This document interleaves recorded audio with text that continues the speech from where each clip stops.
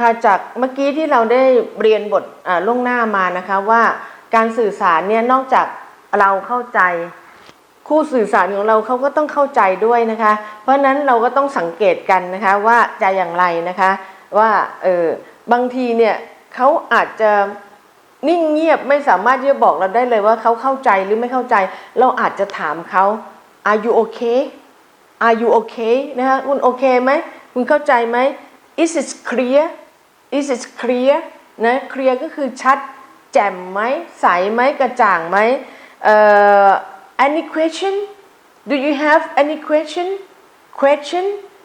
ก็คือคำถาม Do you have question นะคะคือมีคำถามไหม Are you okay นะคะอันนี้ก็คือเป็นสิ่งที่จะเรียนรู้ในบทนี้นะคะอีกอันหนึ่งที่จะต้องเป็นเทคนิคก็คือว่าบางสิ่งที่สำคัญเนี่ยเวลาเราสื่อสารเนี่ยเราพูดซ้ำได้Let me say again นะคะก็เป็นเทคนิคที่เราจะได้เรียนรู้จากบทนี้ค่ะ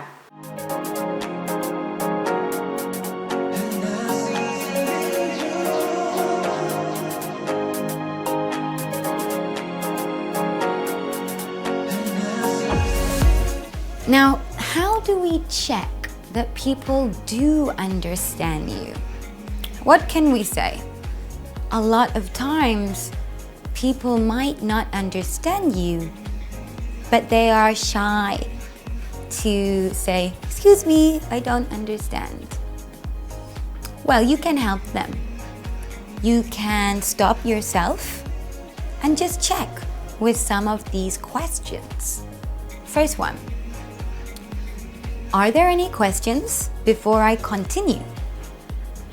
You don't need are there. You can shorten, forget are there. You can just say, any questions before I continue? That allows people to say, yes please, I have a question. Can you please repeat that? I didn't quite catch that. That's okay, that's fine. Maybe their English is not perfect. Maybe they just weren't listening. Maybe they were on their phones, not listening. But what we want in your job, in your work, is good communication. We don't want misunderstandings or confusion. So we can use these questions to make sure our listeners understand you. Any questions before I continue?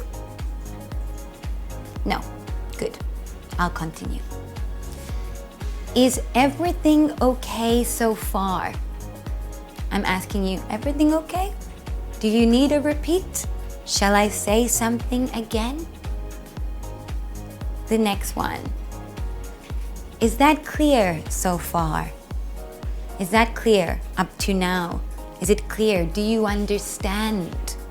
Is that clear so far? Maybe it's not clear. Nope. Please, can you say it again? Yes, of course I can. And finally, am I moving too quickly? Maybe you are super advanced and you're just speaking your English, go. And your listeners, maybe they're not so good in English and they can't keep up, they can't hear. Am I moving too quickly? Your listener can say, yes, please slow down. Or, no, it's fine, please continue. All of these questions check to make sure your listener can understand you. And that is our important goal of communication, good understanding. We want to avoid any confusion or misunderstandings when we are speaking English. So use these questions. Make sure we have the great communication. Okay, now we have some phrases that will help you say something 2 times. Why do you need to say something 2 times? A few reasons. 1, maybe you said something, but you're not confident you said it correctly.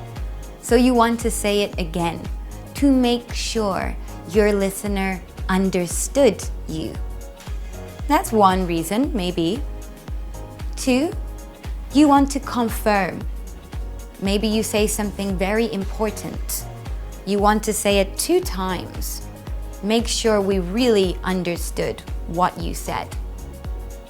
Another reason, maybe you kind of feel your listener didn't understand you.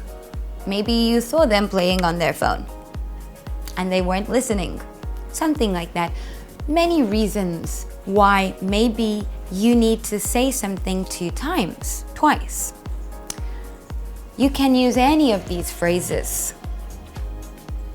In case that isn't clear, repeat yourself. Say it again the same way. Say it a different way. Whatever. It allows you to say the same thing 2 times. Another phrase, in other words, and say it again. Say what you want to say a second time.